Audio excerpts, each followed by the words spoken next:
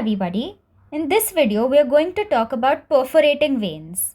Veins that pierce through the fascia and they connect the deep venous system with the superficial venous system are known as perforating veins. So we can classify perforating veins into two types.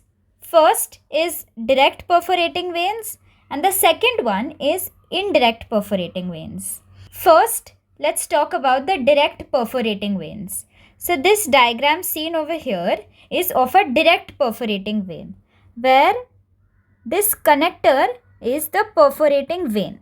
Now, why is this connector known as a direct perforating vein? This connector is known as a direct perforating vein because it directly connects the deep venous system with the superficial venous system. Therefore, these are direct perforating veins. Now, let's look at indirect perforating veins.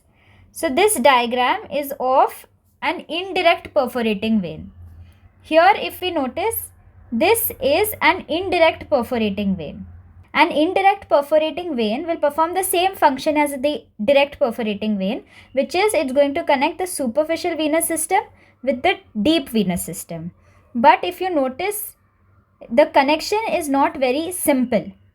The perforating vein will pierce the fascia and it's going to connect itself to muscular veins.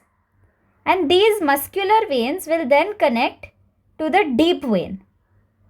Hence, an indirect perforating vein is a vein that's going to connect the superficial and deep veins with one another through the muscular veins. I hope this video was helpful.